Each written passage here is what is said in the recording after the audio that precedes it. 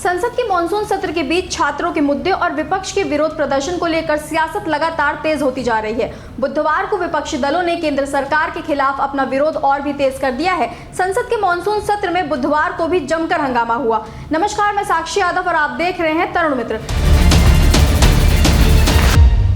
CJP समर्थकों पर police कार्रवाई, छात्रों के मुद्दे और नीट पेपर लीक को लेकर विपक्ष ने सरकार को घेरा। समाजवादी पार्टी प्रमुख अखिलेश यादव ने लोकसभा में सवाल उठाते हुए पूछा कि पुलिस को बेटियों के कपड़े फाड़ने का अधिकार किसने दिया। समाजवादी पार्टी की सांसद डिंपल यादव ने प्रदर्शनकारी छात्रों पर हुई पुलिस कार्रवाई को लेकर केंद्र सरकार पर निशाना साधा। उन्होंने सवाल उठाते हुए कहा कि क्या यही बीजेपी का राम राज्य है, जहां छात्रों की पिटाई होती है और लड़कियों के कपड़े फाड़े जाते हैं। डिंपल यादव ने आरोप लगाया कि 20 जुलाई को सीजेपी के सांसद मार्च के दौरान छात्रों के साथ बर्बरता की गई। साथ ही उन्होंने केंद्रीय शिक्षा मंत्री धर्मेंद्र प्रधान के इस्तीफे की भी मांग की।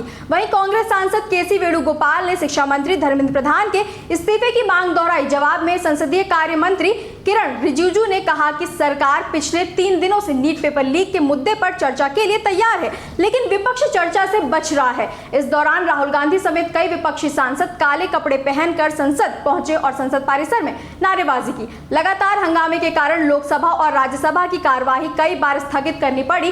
कांग्रेस, समाजवादी पार्टी और तृणमूल कांग्रेस के कई सांसद काले कपड़े पहनकर संसद पहुंचे। उनका कहना था कि ये काला रंग सरकार के खिलाफ उनका विरोध और छात्रों के साथ एकजुटता का प्रतीक है।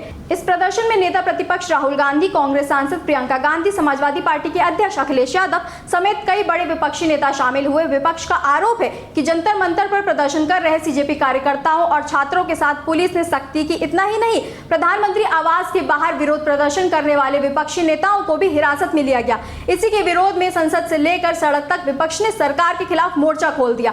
समाजवादी पार्टी के अध्यक्ष अखिलेश यादव ने कहा कि काले कपड़े पहनने का मतलब साफ है, ये सरकार के खिलाफ विरोध है। उन्होंने कहा कि काले रंग सिर्फ विरोध का नहीं बल्कि दुख का भी प्रतीक है। अखिलेश यादव ने आरोप लगाया कि सरकार छात्रों की बात सुनने को तैयार नहीं है और डर की वजह से फैसले नहीं ले पा रही। अखिलेश यही नहीं रुके, उन्होंने सरकार से सवाल पूछते हुए कहा कि आखिर ऐसा क्या कारण है कि शिक्षा मंत्री धर्मेंद्र प्रधान को हटाया नहीं जा रहा। उन्होंने कहा सरकार पर आखिर किस तरह का दबाव है, क्या मंत्री के पास सरकार के ऐसे राज हैं जिनकी वजह से उन्हें हटाया नहीं जा रहा।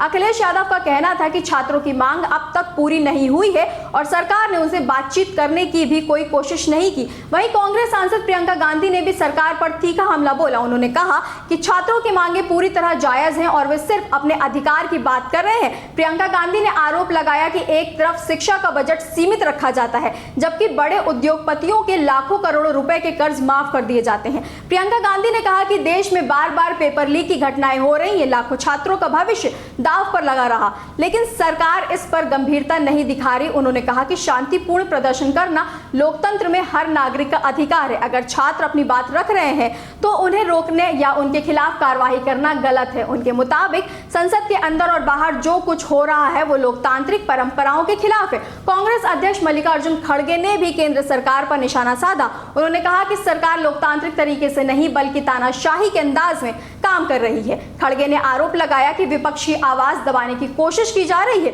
उन्होंने कहा कि अगर सांसदों और छात्रों के साथ ऐसा व्यवहार किया जाएगा तो इसका विरोध और ज्यादा तेज होगा। उन्होंने साफ कहा कि कांग्रेस डरने वाली नहीं है और जनता के मुद्दों को लगातार उठाती रहेगी। इधर कांग्रेस सांसद दीपेंद्र हुड्डा ने भी साफ कर दिया कि विपक्ष अपना आंदोलन जल्द खत्म करने वाला नहीं है। उन्होंने कहा कि जब तक शिक्षा मंत्री धर्मेंद्र प्रधान इस्तीफा नहीं देते और शिक्षा व्यवस्था में बड़े सुधारों पर संसद में चर्चा नहीं होती तब तक उनका विरोध जारी रहेगा। दीपेंद्र हुड्डा ने आरोप लगाया कि सरकार ने छात्रों की आवाज को दबाने की कोशिश की है, लेकिन विपक्ष इसे किसी भी कीमत पर स्वीकार नहीं करेगा। कुल मिलाकर छात्रों के मुद्दे पर अब सियासत पूरी तरह से गर्मा गई है। एक तरफ विपक्ष सरकार पर छात्रों की आवाज दबाने और लोकतांत्रिक अधिकारों का उल्लंघन करने का आरोप लगा रहा है, तो दूसरी तरफ सरकार का कहना है कि वो हर मुद्दे पर चर्चा के लिए तैयार है और विपक्ष सिर्फ राजनीतिक माहौल बनाने की कोशिश कर रहा है। अब सबसे बड़ा सवाल यही है कि क्या सरकार छात्रों की मांग पर कोई बड़ा फैसला लेगी या फिर यह टकराव आने वाले दिनों में और बढ़ेगा। इस पूरे मामले पर सभी की नजरें टिकी हुई हैं। इस मामले पर आपकी क्या राय, हमें कमेंट बॉक्स में जरूर बताएं। तब तक के लिए देखते रहिए तरुण मित्र। धन्यवाद।